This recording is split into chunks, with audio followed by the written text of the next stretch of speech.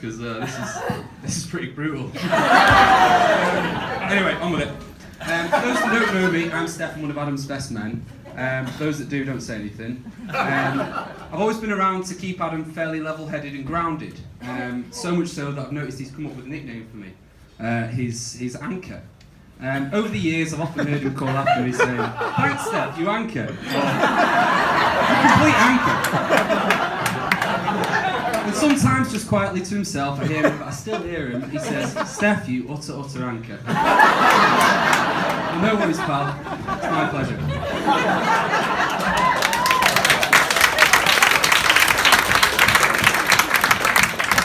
Good evening, everyone. Those of you who don't know me, my name's Tony, most widely known as the second best man here today. You may be wondering why Adam decided he needed two best men, and I myself have given this quite a lot of thought and, come to the conclusion there's a fair chance Adam chose me to in fact make himself look taller. And you know what, Adam? I'm okay with that. I'm more than happy to oblige. Steph and I speak today on behalf of our fellow groomsmen, the two Chris's, Roger, Adam, John and Patrick. Now, thanks to the World Cup, later on, unfortunately, once the ties come off, we will rather resemble a very sorry-looking lineup of Gareth Southgate impersonators. And I apologise in advance for that. So, just repeating what Adam said, a big thank you and a nod to Pat for making it despite living on the other side of the world. And another big mention to John just for making it.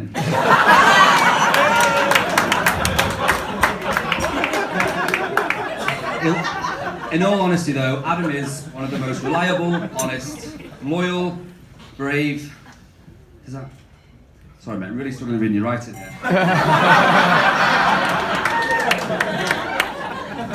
Joking aside, Adam genuinely is all of these things. However, today, Steph and I would like to take you on a quick stop journey as to how this seemingly sharp and successful gentleman came to be. And maybe perhaps shed a little bit more light on some of the lesser known antics of his rather checkered past. So, everybody, sit comfortably. Adam, sit tight. It's squeaky bum time for you. Reflecting on the wedding ceremony today, I thought to myself, isn't it funny how in life things come full circle? 28 years ago, Vic's parents, Heather and Peter, would have sent their beautiful daughter off to bed with a dummy. Fast forward today, they do the exact same thing.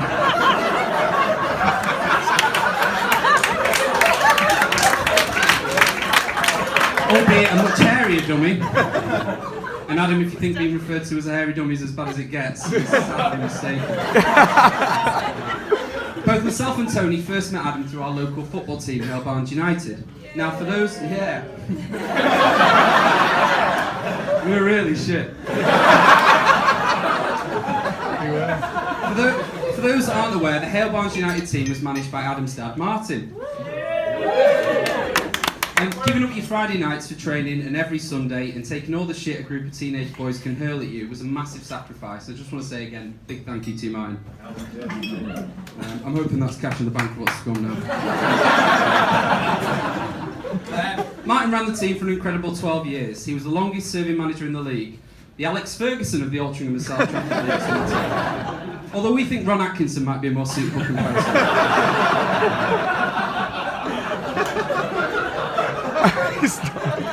Flanked by his trusty confidants, Robin Skell, would anyone like to hazard a guess at who was captain for all those years? You guessed it, his son Adam Palmer.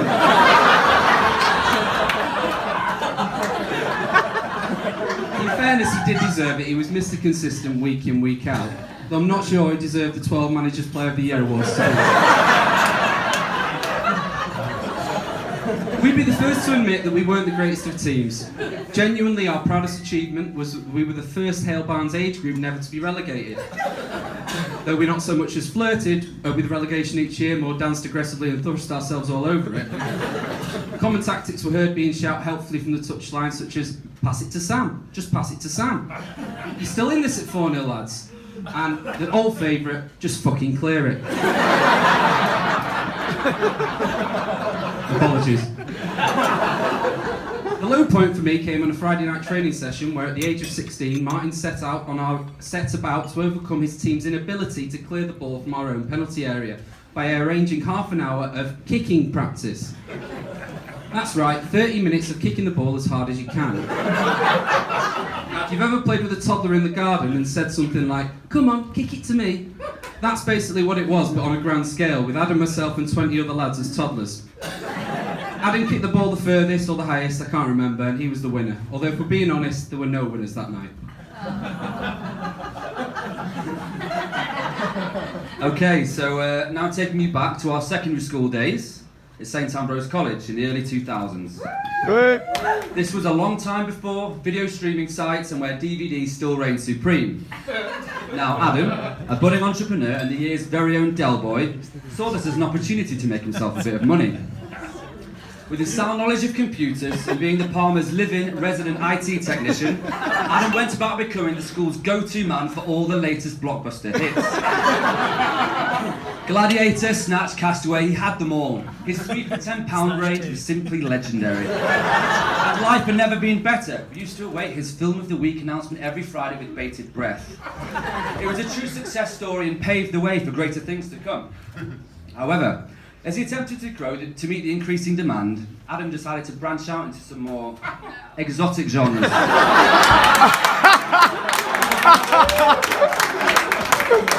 that he used to call his gentleman's range.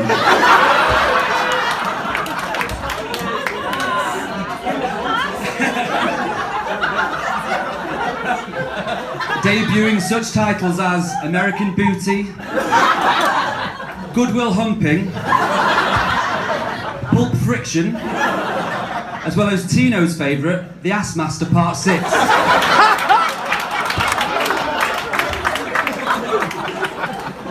Needless to say, this new range was extremely popular, and Adam relished being seen as less Del Boy and more Peter Stringfellow.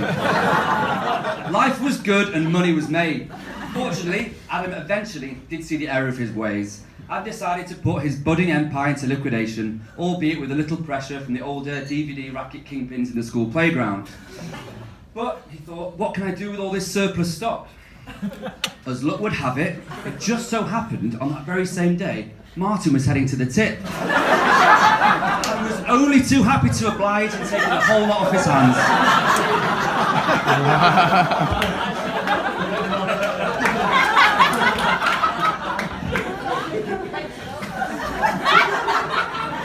Martin and Julia. MJ, as they have never been referred to. For many of the lads, they have been like foster parents to us. Or, given the fact we mainly drank it when we went round, Foster's parents might be more apt. The Palmer's house party is a thing of legend. If you haven't staggered out of 170 Stockport Road 14 hours after you arrive, then you haven't been to a Palmer party. Adam, like both of his parents, is a natural host, and always invited us all round to join him. I remember the first time that Adam excitedly showed me one of his infamous inflatable beer coolers. They are really good. But I fondly recall the time we saw Martin and Adam, father and son, side by side, still going strong at 7:30 on a Sunday morning. Martin was dancing on his lawn, belting out the stylistics with a Guinness in both hands. A neighbour then inquired from over the fence, and given the fact that I've been asked to keep this as clean as possible, I have edited it to remove some of the more colourful language that was used, but hopefully you can follow the gist of the conversation. So the neighbour inquired, what time were the festivities like to cease, as he had experienced somewhat of a patchy night's sleep as a result of the Palmer soiree. Martin, while not missing a step in his dancing, politely retorted that it was his party and it would finish at a non-specific time in the future.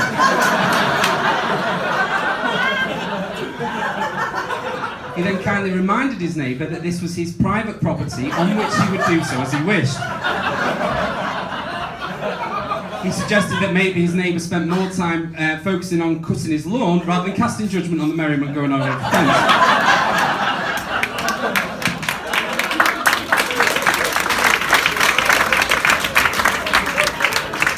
Martin rounded up by saying that if he wasn't entirely happy with this response, he could shove it up his arse. Thankfully, due to Adam's masterful art of diplomacy and by impressing the neighbour with his collection of inflatable beer coolers, the police were never required to intervene. Now, talking of the police. Only a few of you may be aware of this, but a long while ago, Adam actually held aspirations to join the police.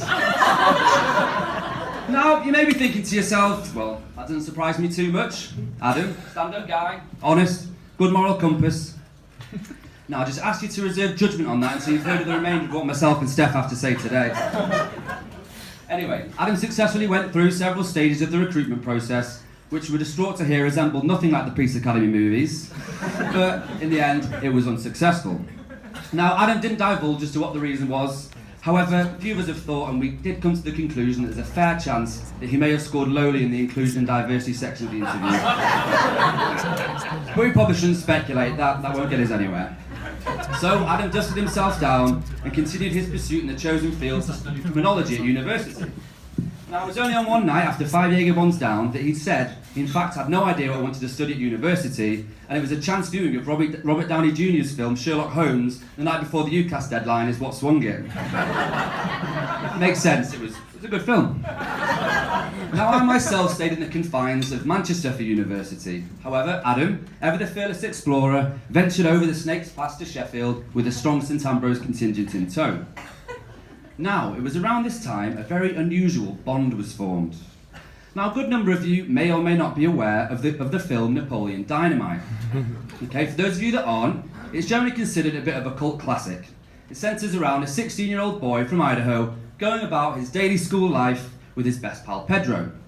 Now, as part of the plot, Pedro goes ahead and tries to become the class president. And to aid his election campaign, decides to have some t-shirts made with a slogan on the front, "Vote for Pedro." Okay. And it is this t-shirt that Adam, so impressed he was by the film, went out, sought, and bought. This was the start of the Holy Union. From this moment on, Adam and the t-shirt were simply inseparable. I can distinctly remember the first night he wore it, the excitement all over his face. And to be fair, we enjoyed it. A lot of laughs were had, and the rest of the club enjoyed it as well. However, the next night out, there it was again. Again, a few laughs were had, but as you can imagine, the initial novelty was starting to wane a little bit. This was not the case for our Adam. Over the next 3 years, Adam and the t-shirt were very seldom seen apart. It was his all-purpose shirt. He was seen wearing it for uni lectures, going to the gym, playing football, nights out, and as a pyjama top.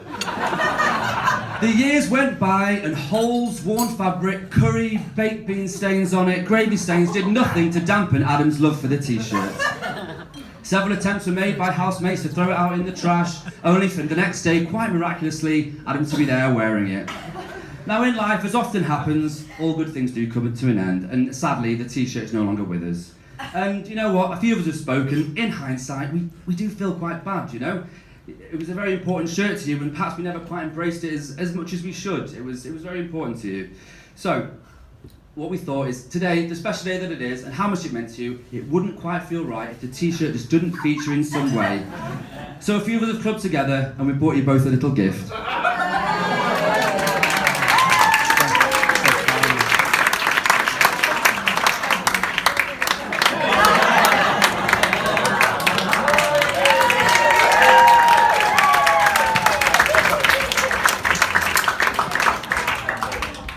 Vote for Pedro t-shirts aside, I think it's fair to say that these days Adam scrubs up pretty well. He was rocking the waistcoat many years before Evan got on the Gareth Southgate bandwagon. However, he also takes pleasure in a bit of fancy dress, something we all enjoy doing from time to time. However, Adam does seem to have developed a particular fondness for it. I've seen Adam slamming tequilas dressed as a Mexican mariachi band singer, barely standing while eating a burger at 2 a.m. in a takeaway dressed as Batman, and most recently on his stag do in Prague, dressed in a hula skirt accompanied by a coconut bra and pink wig, which strangely he pulled off and looked rather fetching, so fair play. However, there are two particular instances that stand out in my memory. The first occasion wasn't so much fancy dress, but rather Adam dipping his toe into traditional African clothing for the first and probably only time. Do you know where I'm going with this? On our school's rugby tour to South Africa, we were 16 and most of us bought the kind of crap that an average teenage boy with a bit of money in his pocket might buy. We're talking fridge magnets of Nelson Mandela's face, playing cards with interesting pictures on the back, and And in my case, a 5 kilogram stone cut out of an eagle, which I got to my mum. There's nothing says love like that, does it? However, Adam broke the mould and chose to purchase a dashiki. Yeah. For those of you not well versed in traditional West African clothing, which I'm guessing is everyone, a dashiki is a colourful garment for women and men, most commonly worn in West Africa. It is not a dress. Palmer was adamant to make this really clear. It is not a dress.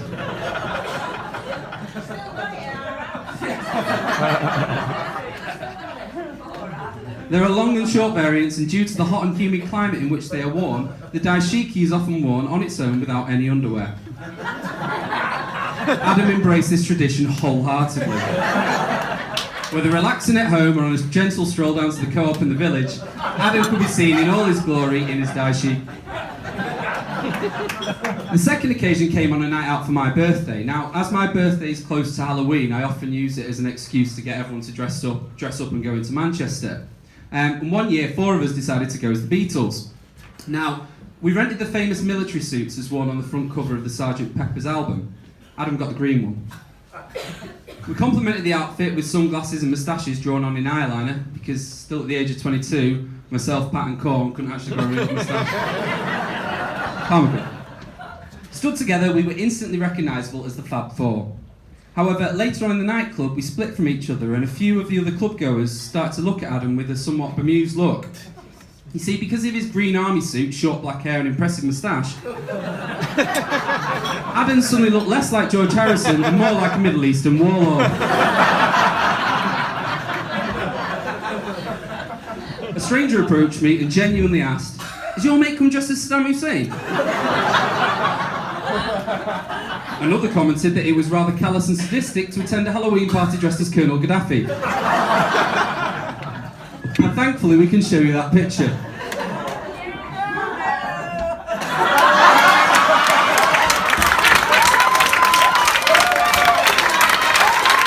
Ladies and gentlemen, Saddam Palmer.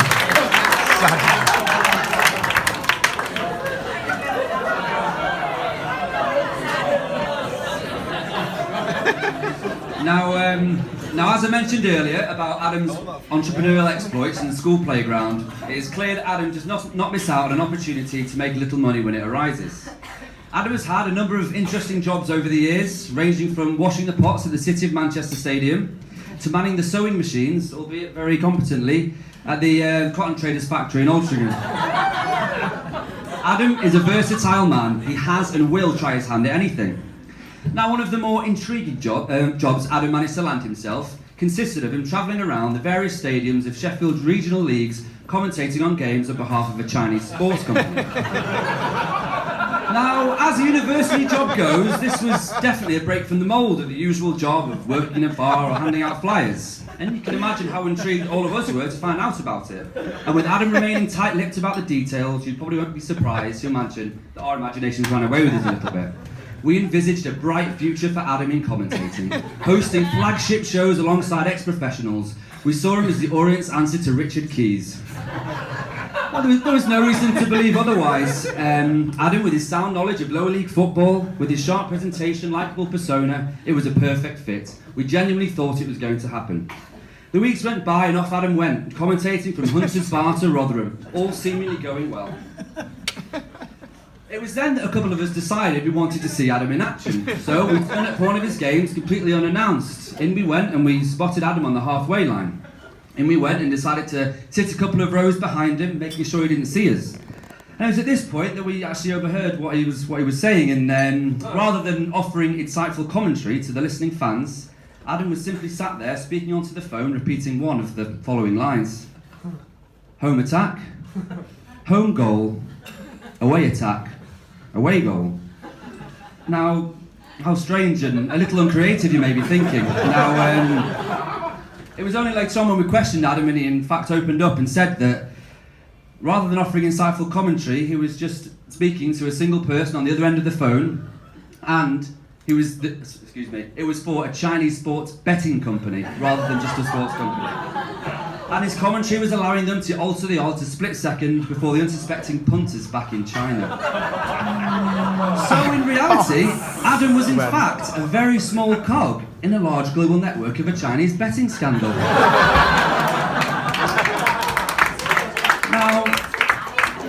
Now, what was that you were thinking about Adam being potentially good material for the police? I think you can agree that his moral compass was a little bit off kilter there. Miles off. Now, not only was Adam a very capable footballer, he pretty much excelled at most of the sports he's tried his hand at, which is unlike myself. I admit, in a very fleeting career in cricket, I did ask the umpire once, could I bowl the next over underarm? And actually, against Adam's Timpley's side, I became the first batsman to run out 7 of his teammates in a single match. But one area we both fared better at was rugby. And alongside Tony, we represented the school from year 7 to upper 6. Even after we left, we all came back to play in the St Ambrose old boys game. Well, I say all. I played. Tony played. Palmer didn't. You see, the previous night we'd gone for a few warm-up beers in Altrincham, and after Adam had performed another flawless rendition of 80s classic Girls Just Want to Have Fun by Cyndi Lauper, he got a taxi home. And on that fateful ride home, he managed to get into a very heated debate with the taxi driver. Now, we don't know what that was about. He was on his own, so there is a bit of speculation. But it had been mooted that the argument centred around pizza. The taxi driver may have suggested that all pizza should be stone-baked and nothing else. Possibly Palmer challenged him and told him to broaden his horizons and eat a stuffed crust and say that to me.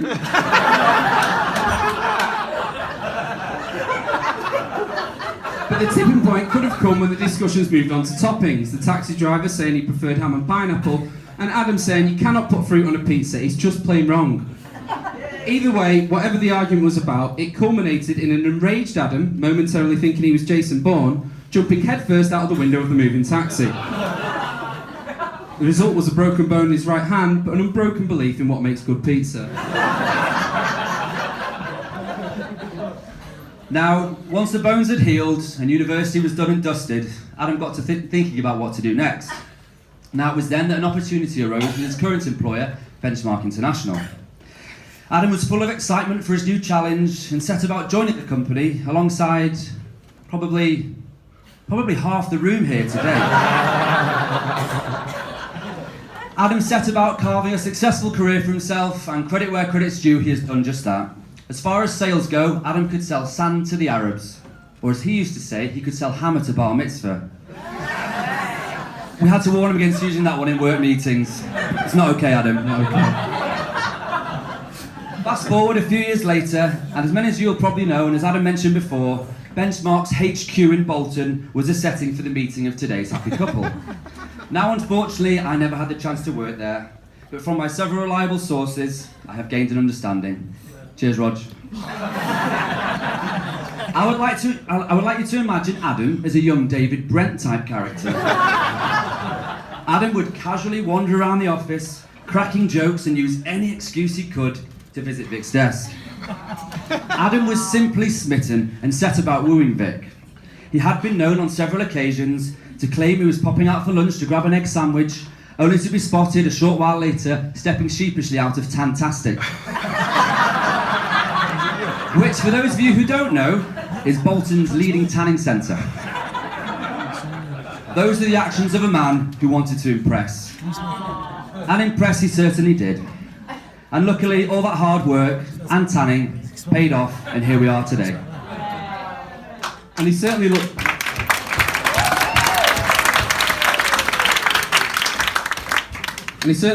bronzed on his stag do, although he still maintains that this tan is due to an unusual tropical microclimate in Horwich where he lives.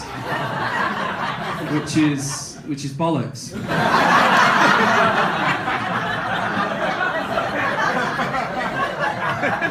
The stag do. Safe to say this is the most heavily censored part of the speech. Cool, you're welcome.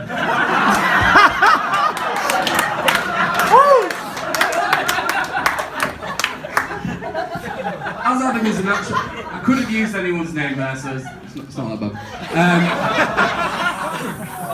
As Adam is a natural organiser, leaving such a monumental event in the hands of myself and Tony was a bit like asking two chimps to conduct an orchestra, or asking John Pop to cook a meal from scratch.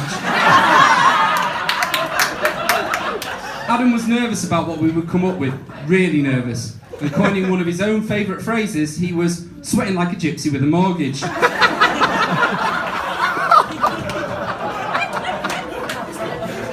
That was one of the ones that could have been pulled out. We left it in there. Adam helpfully sent over a list of preferred destinations, cheap flights, and reasonable but pleasant hotel options, all with a minimum of a 4-star approval rating on TripAdvisor. Whilst a long weekend in Marbella in a hotel with a private pool may have been on reflection a more enjoyable holiday, a long weekend in a 10-man dorm in Prague is what you got. Now, Adam used all of his still active detective skills to try and uncover the destination of his stag, and we managed to keep him at bay, telling me he was having 2 weeks in a caravan at Flamingo Land. There wouldn't have been anything wrong with that. Until Corn walked into the pub a few days beforehand and asked Palmer, "You excited for Prague, mate?" Why would you do that? But in fairness, Adam was a true sport and took everything we had to throw at him. In fact, one of the costumes we arranged for him, I think he alluded to it before, was a little black latex number, string vest and tiny hot pants with a black hat, black gloves and black glasses. It was probably the closest Adam will ever get to dressing as a real policeman.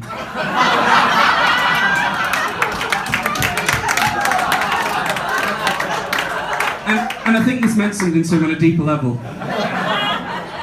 On the plane home, he was adamant that he wanted to retain the outfit for personal use. Now, I don't know what that means, but I've heard that Thursday nights at Palmer's and Vic's are now a very different occasion.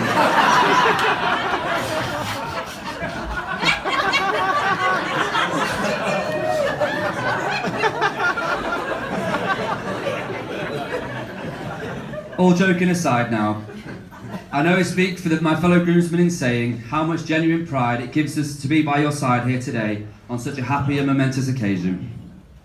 We all extend our sincere thanks to the two of you for all your hard work and effort in putting on such a simply outstanding occasion today, that most definitely does justice to the special partnership you share and all the happiness and joy that awaits you in the future. And I'm sure I speak for everybody here in this room today when I say we will be around to support you always and enjoy the journey with you.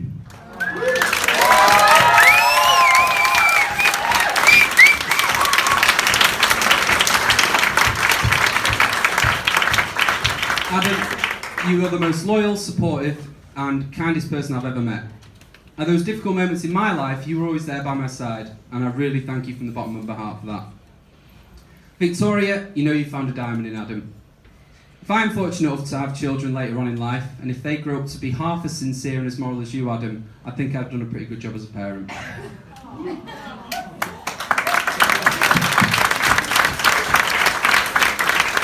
And Martin and Julia, me and Tony don't need to tell you this, but we will anyway. You must be so proud to see how your little boy has grown into such a beautiful man.